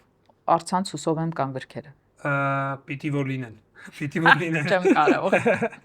Արամ Ավետիսը գրող է, արձակագիր, ժամանակակից շատ վառ պայծառ ուղեղներից է եւ նաեւ լավ կինոքննադատ է, մենք դրա մասին հիմա կխոսենք քիչ հետո։ Ես ուզում եմ ասել շնորհակալություն Spin Agency-ին, որի շնորհիվ այսպիսի յուրահատուկ երեկոներ են տեղի ունենում ու ես էլ եմ մեկ-մեկ հիշում, որ ես մարդ եմ, որովհետև ունեմ ձեր սերը եւ ունեմ այսպիսի հիանալի հյուրեր։ Donation Alert-ի միջոցով միացեք մեր նախագծերի աջակցությանը եւ հիշեք, որ Spin Agency-ն արդեն ունի YouTube-յան տարբեր հարթակներում, տարբեր գործիքակազմերով հիանալի հնարավորություններ, որոնք կարող է ձեզ ուսուցանել, որոնցով կարող է ձեզ համար ստեղծել նոր ու լավ կոնտենտ, մի խոսքով, եթե դուք ունեք ասելիք ու չգիտեք ինչպես այն արտադրել, վերարտադրել ու ներկայացնել, Spin Agency-ն հատուկ ձեզ համար է։ Եվ չմոռանաք, որ արդեն գարունից Հայաստանում լինելու է YouTube Partner Program-ը, այսինքն YouTube-ով հնարավորություն կլինի նաև գումար աշխատել։ Այդ չգիտենք որն է, բայց հուսով եմ մենք էլ կիմանանք ու ամեն ինչ լավ կլինի։ Այդ այդտեղ։ Հյուրս Արամ Ավետիսն է, երկար սպասում ենք, վերջապես հիմա պետք է կարդամ էլի շատ սիրուն փոքր կարճ գործ։ Եթե ի սկզբանե բառն էր, ուրեմն վերջում էլ մեզ բառեր կսպասեն։ Խղճուկ բառեր, որոնցով մենք կարդարանանք, թե ինչպես պղծեցինք առաջին ու մաքուր բառերը, ու մենք կխճճվենք ճիճուների պես մեր համր ու անգույն խեղճության մեջ։ Ես ամեն անգամ խոսելով մի նոր ճանապարհ եմ սկսում, ու ճանապարհը ընկած է տառ ոտնահետքերից կազմված տարածության մեջ, որ բառ են անվանում։ Ու ես մոլորվել եմ այդ ճամփի վրա, ու ես մոլորված եմ թե ճամփի սկզբում, ու թե վերջում։ Իսկ հիմա աշնան քամին է հպվում դեմքիս ու խլում շրթունքներիցս համբույրներս դեղնած, իսկ տերևները անverջ խշշում են, փնտրելով մի նոր մահվան ալիք։ Այն մյուսը դե չեմ կարդալ, մի քիչ բան չի։ Ուր է իր մտքերով, ինչ է մտածում։ Ինչի՞ է մյուսը, ինձ հետաքրքրեց այդ մյուսը։ Բառեր կան, որոնք ես կխմբագրեի եթերի համար։ Առանց էտել ինչ սուր բաներ են ունի շատ։ Ես հիմա ակամայից ընտրում եմ այն, ինչը ես կկարդայի դե բեմից ու անդրադառնալու եմ անպայման, որ ես կարդում էի, ինչ էիր մտածում Արամ։ Ինչի հետ համաձայն չէիր։ Հակառակը, երբ որ դու կարդում ես, ես ուշադիր քեզ էի նայում ու այդ բային մտածում էի ինչ սիրուն ես դու, երբ որ ինձ կարդում ես։ Ես շատ շնորհակալ եմ քեզ, շատ սիրուն գործեր իսկապես ու ափսոս որ ես տպագրած այդ գրքերում դեռ չկան։ Ես մտածում եմ, որ ավելի, այսինքն այդ էի մտածում, որ փաստորեն բանաստեղծությունը կարող է գեղեցիկ մարդուն ավելի գեղեցկացնի։ Ինձ թվում է ինքը տես բան ունի, չէ՞, եւ գրականություն։ Ես կարծում եմ, որ ընդհանրապես մշակույթը շատ մեծապես գեղեցկացնում է եւ այդ բառը, որ ասում են ազնվացնում է, ինձ համար գեղեցկության չափորոշիչը հենց այդ ազնվացումն է։ Ու նկատի չունեմ սուտ արտաքին ինչ որ ժեստերի կամ սուտ ձևաչափերի հետ կապված նկատի ունեմ հենց այդ ներքին ազնվացումը, որը կարող է ունենալ սովորական հողագործ գյուղացին, որը կարող է ունենալ ուղղակի ինչ որ մի բարի շինարար, նկատի ունեմ անգամ մասնագիտացումը կապ չունի ներքին ազնվացման ու ազնվության հետ, թե մարդկային եւ թե իր գեղագիտական իմաստով։ Վերջերս շատ է խոսվում կարդալ, չկարդալ, այդ խառը բաները, խոսակցությունները նորից գլուխ եմ բարձրացրել։ Չկարդացողների թեման է դա։ Մի հատ բան կարող եմ ասել։ Բարձրաձայնում եմ, կարդալ, չկարդալ թեման։ Ես գտնում եմ, որ ավելի լավ է մարդը չկարդա, բայց լինի ազնիվ, քան թե կարդա ու մնա բութ։ Լրիվ համաձայն եմ։ Ես քան թե կարդա եւ դրանով մեծամտանա կարծելով, որ բան է հասկացել, երբ որ չի հասկացել։ Լուրջ եմ ասում։ Ես գրախանութում որ աշխատում եմ, միշտ էս ասում եմ, ամենա իհարկե իմ ոճով էի ասում, բոլորի մասի չէ, ասում եմ ամենավատ մասն գրախանութից գիրք առնողն են։ Ինչի՞։ Դե որովհետեւ այդ ամեն ինչը կա, մեր բանին հասարակությանը բնորոշ, որ այ կգան գիրք առնեն, բայց Արի որոշենք։ Հասկանալը որն է։ Արի որոշենք։ Ոնց մարդը հասկանա, լինի երիտասարդ, ահել թե ջահել, ոնց հասկանա ինչ գրականություն պետք է կարդալ, ինչից սկսի։ Հիմա այդ առումով ինձ թվում է ոչ մի խնդիր չկա, որտեվ դու ասացի, որ կան բլոգերներ, բաներ, որոնց կարելի է հետևել։ Իհարկե պետք է իմանաս, որ բլոգերինս հետևում։ Իսկ վատ գրականությունը ավելի վատ բան է, քան վատ ուտելիք։ Ես օրինակ գրքի բլոգերների գիտեմ, որ այնպես բաներ են խորհուրդ տալի, որ եթե ես գիրք կարդացած չնես սկսեի այդ գրքերից, կյանքում գրականության հետ կապ չի ունենա։ Ոնց որ բանը Մայակովսկին իր ինքնակենսագրական մեջ որ ասում է, բան ասում է, սկզբից ես պետք ինչ որ գիրք կարդացի, ասում է դուրս չեկավ, հետո ասում է կարդացի Դոն Կիխոտը ու ասում է սկսեցի կարդալ, ասում է բայց եթե երկրորդ գիրքը էլի այդ առաջինի կեսն էր, ասում է ես գրականությունով երբեք չես զբաղվի։ Իրականում դա շատ կարևոր է, թե ինչ ես դու կարդալու էլի։ Բայց ես կոնկրետ դե ամեն տարիք ինքը մի բան ունես, ես չեմ կարասում։ Արի խորհուրդ տանք։ դեռահասների պատանիներին լավ մի 5 գիրք, 5 հեղինակի լավ գիրք չէ։ Դե ես հիմա ինչ ասեմ, կարող շատ պրիմիտիվ բաներ ասեմ, շատ լավ է։ Այսինքն Մարկ Տվեն խորհուրդ կտամ անպայման կարդալ, Տվենը շատ կարևոր է, Swift խորհուրդ կտամ կարդալ, մանավանդ Գուլիվերը, պարզավոր բան է, Դեֆոյի իհարկե Ռոբինզոն Կրուզոն, որ շշմելու գործ է։ Եթե չեն կարդալ, չնայած դա ամեն տարիքի գիրք է, էլի ինձ։ Այդտեղ ինչ ասում, դա ամեն տարիքի բան է, դե մենակ դեռահասների բան է։ Դու նշի։ Ես Դյումա սիրում եմ, հա, որոշ բաներ իհարկե պետք է։ Այսինքն թե ընկերության, թե հավաքականության կապ չունի, որ պատմականորեն ամբողջությամբ շեղել խախտել է հերնանիցել է Ֆրանսիայի պատմության։ Վիլյամ Սարոյանը անպայման, Սարոյանը գործեր ունի, որ Սարոյանին հասուն պետք է լինեն, որ հասկանան։ Բայց այնտեղ լավ բաներ կան, իմ անունը Արամ է, բան այդ շարքին ստումա կարող Վելվետը շալվարը։ Հա, շատ լավն է։ Շատ, հա։ Իրականում հայրիկ դու խենթես բան էլի կարելի է կարդալ, իհարկե հետո մեծ տարիքում կարդես ուրիշ կերպ ես ընկալում։ Հեյով կա։ Հեյով կա, այսինքն Սարոյանն էլ այդ առումով հետաքրքիր է, դե Ժուլ Վերնը որ շշմելու է։ Ես հիշում եմ որ առաջին անգամ կարդացի այդ ճամփորդություն դեպի երկրի կենտրոնը, այսինքն ուղղակի շշմելու գործը, հետո իմացա որ իմ ամենասիրելի աննորմալ այդպես մի հատ շարժում կար պատաֆիզիկները, որոնց առաջացել են դադայիստներ ու սյուրռեալիստներ, իրենց համար այդ գիրքը եղել է ոնց որ աստվածաշունչ, հա, էլի այդպես գիրք է եղել։ Գրալն է եղել։ Հա, լրիվ գրալն է եղել։ Ու այդ գիրքը խորհուրդ կտամ անպայման էլի կարդալ, ճամփորդություն դեպի երկրի կենտրոն, եթե չեմ սխալվում, տենց էր հենց հայերով թարգմանված։ Հիշում եմ որ Ցվեգի Սիրահարչյան շախմատային նովելը հավեսով կարդացել է։ Հա, այդ գործը, հա, այնտեղ նաև կար այդ մարդկության աստեղային ժամը, էլի հետաքրքիր գործ էր, հա։ Ես այդ շախմատային նովելից հետո սկսեցի խաղալ շախմատ, փոքր էի, կարդացի, մնացի այդ գործի տակ, բառացիորեն։ Ինքը թողում է տակը։ Հա, շատ դաժան է, նախ չմոռանանք, որ դա պատերազմի երկրորդ Ռեյխի հետ կապված ամենադաժան, ընդ որում տանջանքներին զուգակցող, բայց այնքան յուրահատուկ հասանելի գրել, որ ես այս փոքր տարիքում, հա, ու դու հասկանում ես նաև կտանքների ձևերը, նաև հասկանում ես կամքը ինչ է անում մարդու հետ ու հասկանում ես ինչ կարևոր կարող է դառնալ մի գիրքը մարդու կյանքում, որ նա չդառնա խելագար, որ նա շարունակի մնալ շախմատի գիրքը։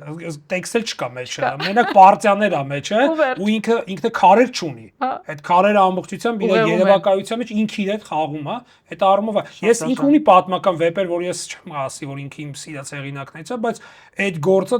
կուլտովի գործ է ու շատ կարևոր է, որովհետև կարդալուց հետո իրոք ուզում ես գրականությունով հետաքրքրվես, նաև շախմատով, իմ բարագային ես գրականություն արդեն կա, ես շախմատ խաղալ, իհարկե կեսից, քանի որ շատ անհաջող մեր կողմից խաղացի հայրիկիս հետ, հասկացա որ ես սովորը ես հեռու եմ շախմատից, հա։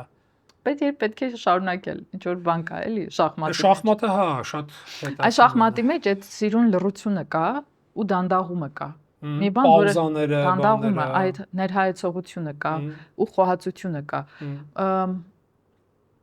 Մենք հայերենում այնքան սիրուն լավ խոսքեր ունենք, բայց շատ դեպքերում այդ բոլոր խոսքերը միասին չեն արտահայտում այն բուն տերմինը, որը որ պետք է լինի։ Հա, գիտես Ջարմուշի ֆիլմերում են այդ նույն բանը զգում, մենք քննարկում ենք մի առթով իրար հետ, իմ սիրած ֆիլմերից է իր վերապրում են միայն սիրածները, հա, սիրահարները կամ սիրածները։ Lovers, այսինքն հա, սիրահարներ։ Ռուսերեն выживут любовники, հա, ինչևէ, եւ ամենասիրուն բանն է, որ ասում է Ջարմուշի ամբողջ մտածողության մեջ հենց այդ է։ Չկան տեքստեր շատ։ Կա մի քանի կարևոր իսկական կուլտային տեքստ, որոնք մնում են պատմության մեջ, բայց հիմնականում այդ միջավայրն է, երաժշտությունն է, հնչյուններն են, լռություններն են, մթնոլորտն է։ Այսինքն դու կինոն նայում ես որպես դանդաղացված կադր, ու այդ է հետաքրքրությունը, թե չէ հիմա անընդհատ ծեծում ջարդում են, այդ արագության մեջ չես հասնում շնչել այդ ֆիլմում։ Իդեպ գրականության մեջ էլ է ինձ թվում այդ մթնոլորտն ամենակարևորը միշտ։ Կարող է դու սյուժեն չհիշես, բայց հիշես քո հոգի Մարկեսը, միացնում է ձենը։ Այո, Լատին ամերիկացիները Բորխեսի մոտ, բաման այդ դու կարող ես սյուժեն չհիշես, որտեղ դա հնարավոր չի հիշել, բայց հիշում ես այն հոգեվիճակը, որ դու կարդում ես։ Իսկ այդ հոգեվիճակը բան է, էլի շատ կարևոր է։ Ինչի՞ց։ Շոկից։ Իրան շոկից։ Որովհետև որ դու նայում ես Օսին Պատրիա, այսինքն Պատրիարքի աշունը, դու հասկանում ես, որ օդը տեսանելի է դառնում այդ շոկից, տոթից, ոնց է պատմում այդ բոլոր մանրամասները, դու ասում ես սյուժեն չես հիշում, երդվում եմ անգիր հիշում։ Ու այդ շոկը ես ուզում եմ, կեսից ուզում եմ ինչ որ դուր պատմեմ։ Օթի սյուժեն ես դու հիշում։ Հա, ես այդ շատ հա, ճիշտ ես, այդ կողմի գրողներին է։ Հա, իրենց բնորոշ է, դի օրինակ էլի այնտեղ բան Fuentes կա, մեքսիկացի գրողներ, շատ, իրանք շատ մեծ, Pablo Neruda պոետներից, բան, Octavio Paz, այսինքն իրանք գրականությունը լրիվ ուրիշ բան է։ Իդեպ որ խոսում ենք այդ մահվան թեմայից, որ իրենց մոտ էլ, օրինակ Մարկեսի մոտ էլ, օրինակ այդ եվրոպական գրականությանը հատուկ մահը բացասական իմաստով, բայց լատինոսների մեջ որ Մարկեսը կարդում, մահը իրենց մոտ իշում է ծնունդա բանա, այդ նույնիսկ երևում է, չէ, ասենք Դիեգո Ռիվերայի, Ֆրիդա Կալո այդ ծաղկած գանգերի նկարչության մեջ, այսինքն իրենց մոտ ինչ-որ նոր էտապ է։ Ես հիշում եմ առաջի անգամ որ կարդացի Մարկեսի այդ բանը, գեղեցիկ ջրահեղձը, որ գետը բանա բերում մահացած տղամարդու մարմինը բերում ու ինքը այնքան գեղեցիկ է, այդ կանայք սկսում են սիրահարվել, ոչ մի շատ հետաքրքիր է, էլի, իրենց մոտ լրիվ ուրիշ է էսթետիկան իհարկե։ Ես ուզում եմ հիշել այդ նոր սրբի անունը իրենց, Սանտա Մուերտե կարծեմ։ Ահա որ վախենալու է։ Մուերտեն մահն է, չէ։ Հենց այդ։ Մորտե։ Որ իրենց մոտ հենց հիմա այդ քո ասած Լատինական Ամերիկայով առանձին ընդ որում Սուրբ Տիրամոր ամեն ինչով, բայց գանգը։ Հա, մահվան բանն է, էլի, մահվան Սանտա Մուերտեն, հա, իրենց մահվան առաքյալն է կարելի ասել, առաքյալը չի է, Աստվածուհին է։ Աստվածուհին է։ Ընդ որում կին։ Հա։ Որին արդեն կոնկրետ շատ մեծ քանակի մարդկանցով հետևում են գնում վախենալու։ Դե այդ գանգը իրականում իրաց մոտ կոչվում է կալավերա։ Այսինքն դա իրական միֆ է, այսինքն իրական բան է եղել, որ աղջիկը մահացել է ու այդ գանգը էլի աղջկա բանա, օրինակ բանի մոտ Դիեգո Ռիվերայի մոտ կան նկարների մեջ, ասենց այդ գանգերը ծաղիկներով, ասենց գանգի վրա նկարազարդած, այսինքն իրաց մոտ մահը որպես նոր ծնունդ ու նոր ծաղիկներ էլի կարելի ասել այդ մահը։ Այդ առումով հա իրենց մոտ լրիվ էսթետիկ է։ Իսկ մեր մոտ քրիստոնեական փիլիսոփայության մեջ մահը ինքը ավելի բացասական իմաստ ունի։ Դա ինձ թվում է գալիս այդ եվրոպական կաթոլիկ բանից է ինձ թվում է գալի, որ մահը բան չի, ձերբազատուն չի, հա, չեն ուրախանում, այսինքն նո, այսինքն թե մարդը բարձա նայեց ինչ տարիքում։ Եթե մարդը իր կյանքով ապրում է ու մահանում է, ասում են մարդը պրծավ է, ասես դարդից, էլի, հա, իսկ Եվրոպա լատինոսների մոտ ոնց որ բան լինի։ Նոր բան է սկսելու այդ հոգու համար, էլի։ Ամեն դեպքում քրիստոնեության մեջ չեն ասում ողբա մահացողի համար, այլ ասում են աղոթիր, որ նրա հոգին սնունդ ունենա։ Եվ պարզ է, որ անժամանակ մահը ցավեցնում է որևէ հա պարագային, եթե չգնանք անտիկ աշխարհ, որտեղ զոհաբերությունները համարվում են էլի սրբացման հա ինչ որ մի էլեմենտ։ Շատ ենք խորանում ու ափսոս, որ մեր ժամանակը գիտես ինչ վաղուց է ավարտվել, բայց արի վերադառնանք, խնդրում եմ գրականությանը, խոսենք կույր կետադրությունից խոսենք ճարտարապետական մուտացիայից, երբ առնետները կարդալ գիտեին եւ վերջում նոր կգանք ամպուտացված ամպերին։ Ճարտարապետական մուտացիան ինքը երկրորդ գիրքս է, որը նվիրված է քաղաքին, քաղաքը որպես կարելի ասել բան դժոխքի կենտրոն ինչ որ առումով, հա, դատվածները բացվել են։ Լրիվ, հա, ու հիշում եմ որ Ալեքսանդր Թոփչյանը երբ որ այդ գրքի մասին խոսում էր, ինքը այդ էր օրինակ բերում, որ եվրոպական գրականության մեջ առհասարակ բան օրինակ այնտեղ շատ բելգիացի գրողներ կան, բան, որոնք ու նույն մեր արևմտահայ գրողներից Ինտրան, որը բերում է քաղաքը որպես դժոխքի կենտրոն էլ, այսինքն բանը այդ աբսուրդիստներն էլ էին աբսուրդիստներ ունեին, հա, ու Թոփչյանը այնտեղ Ռոդենբախի օրինակն է բերում, բելգիացի գրող, որը Բրյուգե Մերիալ քաղաքը, տես մի հատ գործ ունի շատ հայտնի, Բոդլերի մոտ էլ դա, այսինքն քաղաքը այդ ինդուստրիան ինքը դառնում է բան, մարդու անհատի մահվան տենց տեղ է, էլի, որտեղ անհատը մահանում է այդ բանի քաղաքի բանի մեջ, էլի, կարելի ասել երախի մեջ ոնց։ Բայց դու Բրյուգեում եղել ես։ Բրյուգեում չեմ եղել, չէ։ Որտեղ Բրյուգեն ամեն ինչ է բացի արդյունաբերական քաղաքից, ու Բրյուգեում դու հասկանում ես ինչ գեղեցիկ կարող է լինել աշխարհը, այդ ասենք բելգիական Ֆլորենցիան է կամ Վենետիկը մասնակի, բայց Վենետիկում շատ ակտիվ այդ կյանքը դու զգում ես, Բրյուգեում իսկապես ուրիշ ձևի անջատում է։ Ուրիշ կյանք է, որին մենք սովոր չենք։ Դե ինձ թվում է դա հենց այդ բանն է, որ օրինակ վերցնենք օրինակ Երևանը, չէ, օրինակ որ ասում են Երևանը վարդագույն քաղաք, չէ, Երևանը վարդագույն չի վաղուց, գորշացել է կոնկրետ մոխրագույն ու բայց եթե վերցնենք դժոխքոտ է, հա, վերցնենք որ այդ բանը շաբլոն այդ քիչը վերցնենք, կան ամեն այդ սիրուն քաղաքներում միշտ մի գրող, մի քանի գրող, որոնց համար այդ ամեն ինչը անդուր ու մռայլ բան, այսինքն ինքը դրա մեջ չի տեսնում այդ Վիենան չի տեսնում։ Իր համար Վիենան այն ուրիշ բանն է, էլի։ Դե Վիենան ունի մռայլություն, Իհարկե ճիշտն է, ճիշտ ու հա, շատ ունի։ Իհարկե, այդ Գուստավ Մարինկի այդ գոլեմը հայտնի ստեղծագործություն, որ Պրագայում քայլում է այդ հրեշը բան, բայց Պրագան տուրիստների համար ինչ է։ Սիրուն, պուպուշ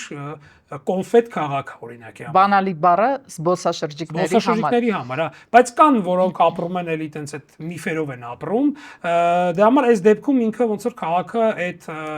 դժողքի բանն է, այդ կենտրոնն է, իսկ երբ առնետները կարդալ գիտեին, ինքը իմ ճամփորդություններ, որտեղ այդ առնետերը իհարկե ոնց որ մարդկանց բաներն են, էլի կերպարներն են ու ամբողջ էլի բառախաղերի հիման վրա է բան ու իհարկե վերնագիրը կարդալ գիտեին, այդ իմ հավերժ խնդիրը, որ մարդկանց գրականությունը չի հետաքրում ու բան, այսինքն այդ գրականությունով ստեղծված ճամփորդություն է, էլի դες կարելի ասել։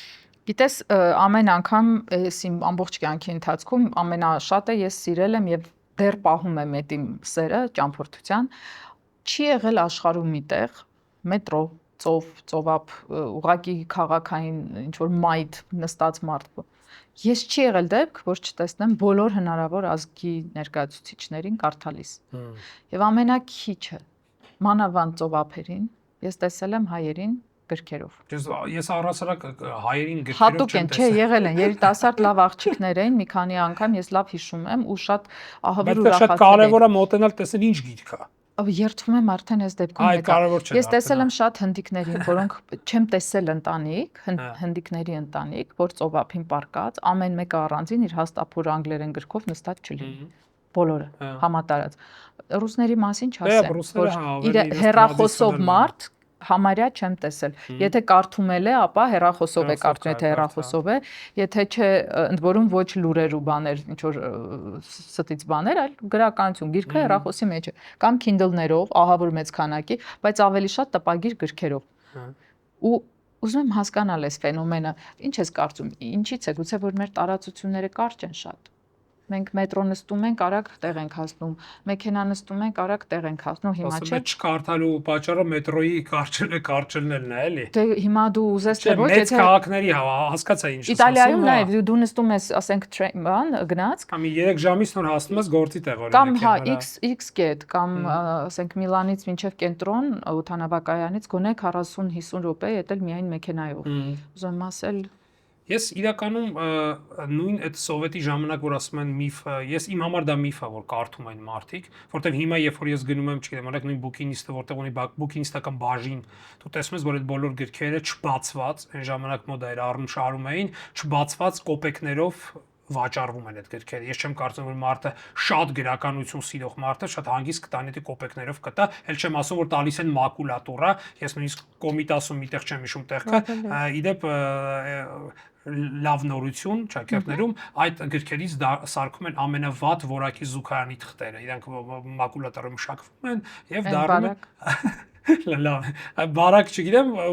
վատ որակի, հա, ու իրանք ամբողջ համաշխարհային գրականությունը անցնում է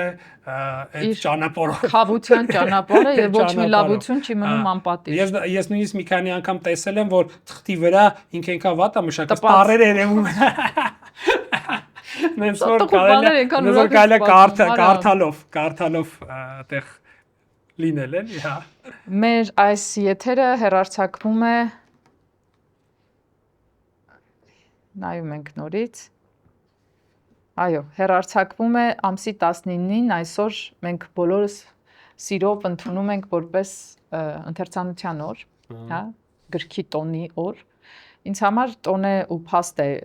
տոնական այն, որ երբևէ ունեցել ենք Հովհաննես Թումանյան։ Ես դա ուզում ասել, որ ամենակարևոր բանն է ամենջում Թումանյանի ծնունդն է։ Ու գիտես ինչն էի մտածում վերջերս Արամ, եթե հիմա Հովհաննես Թումանյանը ապրեր հենց հիմա մեր ժամանակներում, թերևս նույն կերպ, ինչպես իր հոդվածներում ամեն անգամ իր ճակերտավոր ստատուսներում, ոնց որ մենք հիմա շատերս փորձում ենք մեր ձևով գրել, Թումանյանին հասնելու համար իհարկե 6000 կյանք է պետք, բայց նույն կերպ Թումանյանը երևի իր նեղվածությունները, իր գուցե լավատեսությունը, իր ընկճված հուսահատ վիճակները կգրեր հոդվածներով։ Ու կգրեր էլի Ավետիք Իսահակյանին նամակներ, որ չէ, մենք չենք փոխվում, մենք անուղղելի ենք, մենք կործանվող ենք ամեն ինչով։ Ու հաջորդ քայլին միևնույնն է էլի կորոշեր մեզ հուսադրել։ Դու ինչ կգրեիր, եթե լինեիր Հովհաննես Թումանյանի հետ ժամանակակից, նրան ինչ կպատմեիր մեր մասին։ Ես թվում է ես այնքան եթե ես իրեն տեսնեի, ինձ թվում է ես այնքան ուրախ կլինեի առասարակ որ իրեն տեսնեմ, որ գրելս չէր գա, ճիշտ ասած։ Կարող է օրինակ մեկ-մեկ տես բաներ կա, չէ, հարցադրումներ կան, որ դու ինչ որ չէ, ասենք գնել մի ես իմ չգիտեմ, ես առասարակ պաթոս չեմ սիրում, իմ մեջ ամեն դեպս փորձում եմ մեկ-մեկ դի հանել, բայց այս այն դեպքն որ երևի կարող տենց, այսինքն պաթոսա պատասխան, ուղղակի պրոս ուրախ կլինեի, որ տեսամ Թումանյանը անհավանական մեծ երևույթ է ու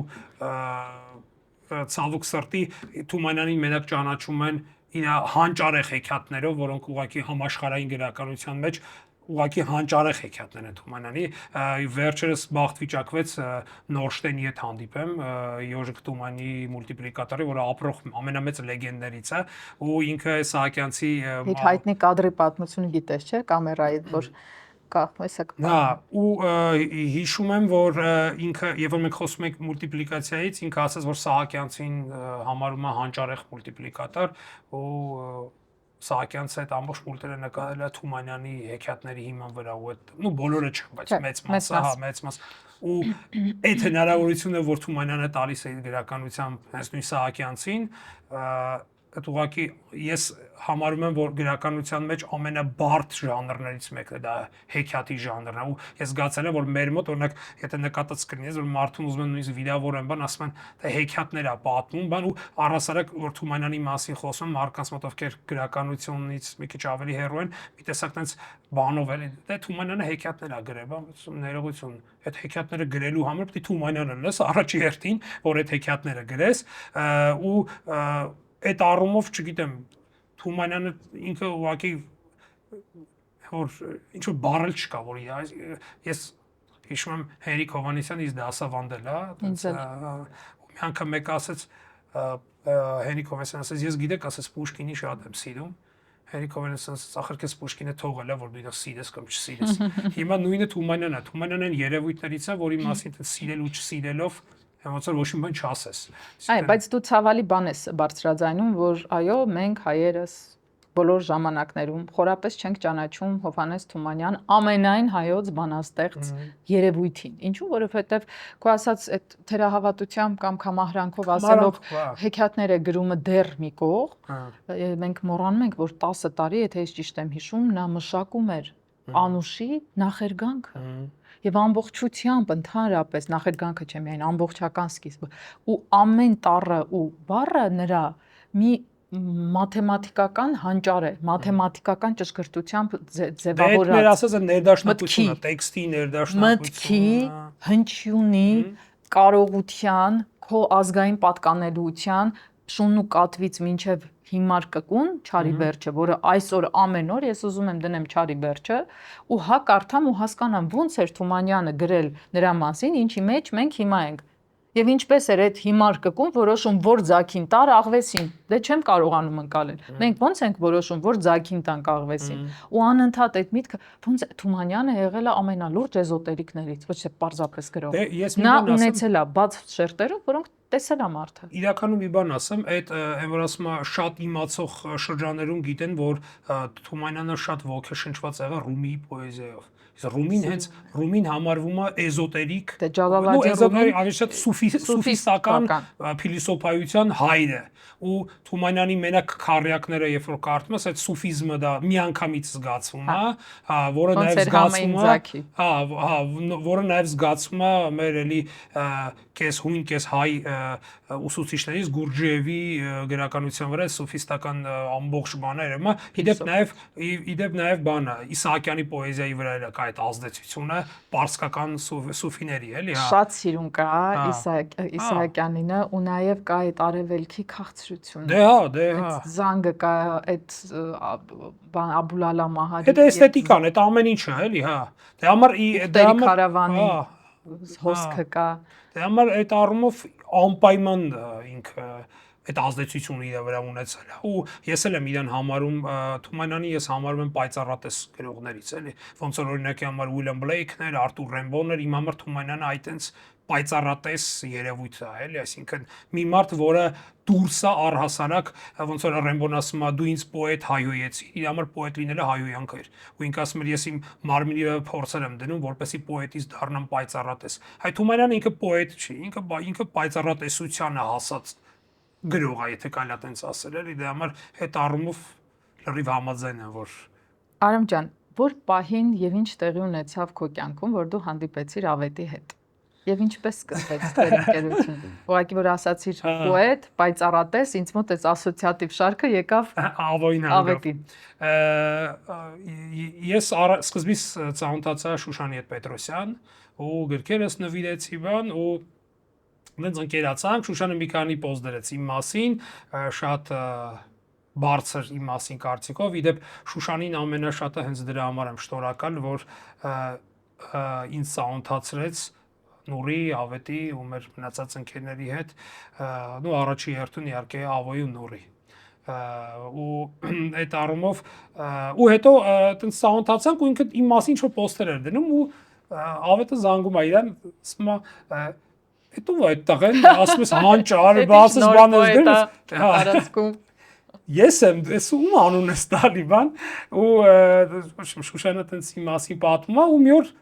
ավտոբուսի մեջ նստած եմ, կդեմ Instagram-ից զանգը գալի, տենեմ Ավետն է։ Ես Ավետին իրականում վաղուց գիտեի գրախանութից, բայց ինքը գալիս էր տենց իր տրուբկայով նստում էր, մի 2 րոպե մենք խոսում ենք, շոկինոներից տարբեր բան, ինքը տենց գնում էր, տենց դեմքով իրար գիտեինք, բայց երբեք չէր տվել նրան քո գործերը չէր։ Մեկի հետ չենք ճանաչում տենց, այսինքն ես գիտեի իրեն։ Չէ նշանակում ենք իրար դուք, նա քեզ կարող է չճանաչել, բայց Չէ, ուզում ասեմ, տենց ընկերություն չկար սկզբից։ Գիտե։ Հա, տենց այդ իմաստով։ Արամ հումոր էր դա։ Հա, ես չէ, հասկացա, հա, իրան հնարավոր չի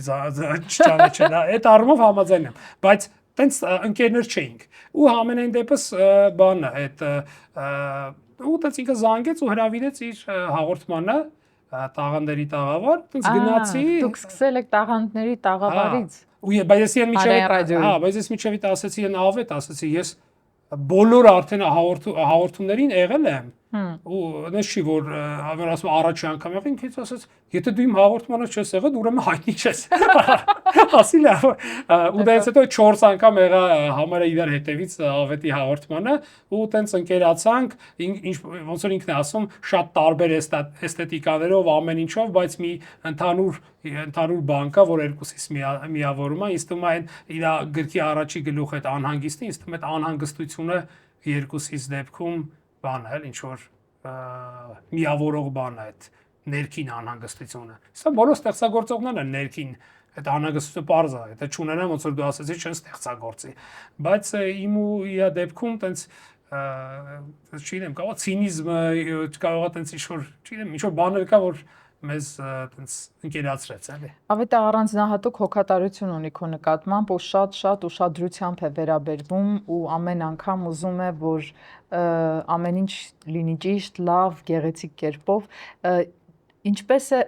ընկալում եւ ընդունում քո պոեզիան, քո ստեղծագործական միտքը։ Ինքը ինձ ասում է քո գրականությունը ասում է ինքը որ ուզում հասկացնի մեզ ինչն է միավորում այդ Ինյանի օրինակով ասում է ես լուսավոր բան դու անդուր մռայլ բան ու այդ բանը միավորում է երևի իր համար ինքը ինձ ասում է միշտ ասում է իմ համար դու լրիվ ավանգարդիստական բան այսինքն ինքը ավելի դասական պոեզիայի մոտ է հիմա ավելի տենց բառերի հետ չգիտեմ ինչ որ ֆորմաների հետ ջարդել փշրել այդ բանով է դա ինքը դա տեսնում է ու չի բան այսինքն դա խնդիր չկա sense պետք է այսինքն մենք իրար ընդունում ենք տես ոնց որ մենք կանք էլ իրականում եւ այդ ընկերության մեջ ամենակարևոր բանն է իրար ընդունել անկախ ամեն ինչից էլի Մենք այսօր խոսեցինք Մերուժան Տեր-Գուլանյանից, ես հիշեցի ընթացքում մտքում իհարկե Ռազմիկ Դավոյանին, հանճարեղելի, հիանալի մտքի տեր մարդ, բանաստեղծ ու իմ բախտը բերել է լինելու տարբեր սերունդների հետ շփման խաչմերուկում։ Խոսքը մտքի գիգանտների մասին է, բանաստեղծների, արձակագիրների, նաև թատերական գործիչների տարբեր։ Եվ ամեն անգամ, երբ առիթ է լինում խոսելու բանաստեղծներից ու արվեստից, ժամանակակից բանաստեղծների հետ ես գիտակցում եմ, որ մենք ուզենք թե ոչ, բայց էլի ինչ որ պատմական этаպում ենք։ Բացի ողբերգական պատմական ընթացքից, մենք նաև ստեղծագործական շատ յուրահատուկ պատմական ընթացքում ենք, որը որ տարիներ անց այլ աչքով ենք նայելու, որին այլ կերպ ենք ընկալելու, ուրիշ զորություն ենք տեսնելու մեջը, ու այդ հրաշալի է։ Այո։ Ես շնորհակալ եմ քեզ գալու համար, Արամ ջան։ Խոստացիր, որ էլի կգաս, որովհետև մենք այնքան բան ունեինք քննարկելու, որ չհասցրեցինք։ Ես էի մեղավոր։ Շատ երկար չի այս անտեր եթերաժամանակը, բայց արի դու քո վերջաբանն ասա, հետո ես քեզնով կասեմ իմ վերջաբանը։ Ինչ անենք։ Պետք է շարունակենք ստեղծագործենք ու ես սկզբից որ հիշեցի Կորյունի Վարք Մաշտոցին է, տեղ ինքը Աստվածաշնչից մի օրինակ, մի հատված է բերում, որտեղ ասում է մենք իրավունք չունենք անուշադրության մատնենք այն շնորհքը, որ մեզ Աստված տվել է։ Այդ ինձ թվում է ամենակարևոր բանն է, որ դու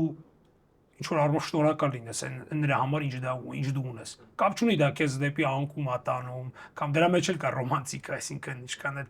վատանչում, բայց ամենակարևոր բանը այն է, որ ամեն մեկս ազնիվ սիրենք ու հարգենք այն ինչ որ մենք ունենք, էլի, ու ինչի համար մենք կանք։ Գիրքդ կարող ենք նվիրել։ Ես կխնդրեմ, որպեսզի դու մակագրես դեռևս անանուն հետևորդին, շատ սիրելի իմ YouTube-յան բարի ու յուրահատուկ մարդիկ։ Գրեք, որ երկրից եք նայում, գրեք այնպիսի մի բան, որից մենք հուզվենք եւ սիրով ձեզ համար թողնենք Արամ Ավետիսի այս փոքրիկ գրքույկը, որտեղ շատ հետաքրքիր գործեր կան իրականում եւ գրի դեռևս անհայտ YouTube-յան դիտողի կամ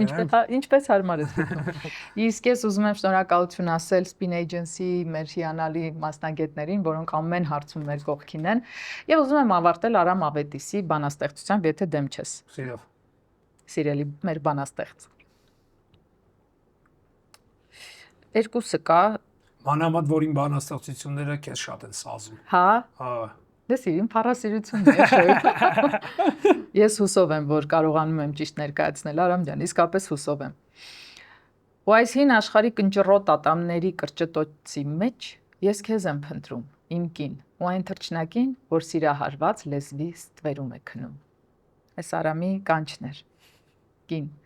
Ինձ պատմություններ են պատմում ու ես չեմ լսում։ Ես նրանց հենց այդ պահին կորցնում եմ։ Կորած մարդու համար բոլոր պատմությունները կորուստի մասին են։ Եվ վերջին